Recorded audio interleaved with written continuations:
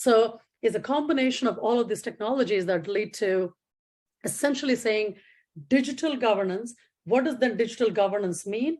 And what does that suite of technologies that we are talking about? But in that equation, do we continue to enforce borders and security the way we do today in terms of how people move back and forth? But when I'm digitally moving back and forth, do we still have border checks and stand in lines in a metaverse line and saying that, okay, here's stamp, stamp, stamp, or I'm going to have an NFT, but I can't enter without it? Because again, these are real conversations, real private confidential information being shared in a different modality. And now can a country like Estonia open up and say, hey, the whole world can be now Estonian citizenship? The question is, why do I want to be when I'm already part of 15 other countries as e-citizens? What is my advantage of belonging to your country's citizenship versus 3 others? I would rather be a citizen of like Saudi Arabia right now because there's opportunity.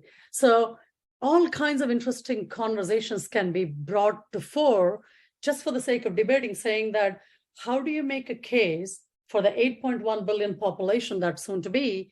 We already passed 8, but all the voting members, if you remove small children, but most of the youth and younger population, saying that come belong to my country digitally. And how do you sell your proposition at that point? And do you really want to open it up to the whole world? It kind of becomes like one world, right? And more so if you take slightly fast forward, this is very relevant, high possibility, near midterm scenario is when I've uploaded my brain to the cloud, where do I belong?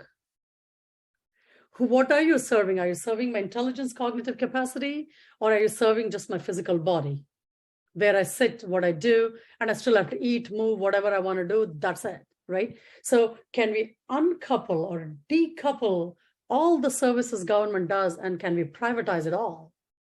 Just a provocative way of actually thinking about, do we need the centralized government that takes care of all the DMV to every other service versus let all be taken where there's no really government body, but governance is in a much better way done. Self-governance to like peer-to-peer governance to like transparent governance. So I'm going to probably stop right there, but there's a lot of how we already examples and models that are exhibiting and demonstrating how this is done.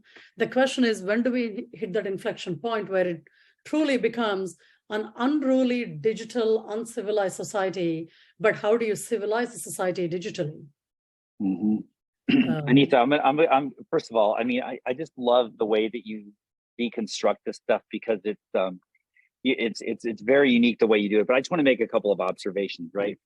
Because part of the reason I love hearing you talk about these different topics is because I mean, I feel like I'm way out there on the future of a lot of stuff, and you always I'm always surprised when we have these things because I start thinking about these things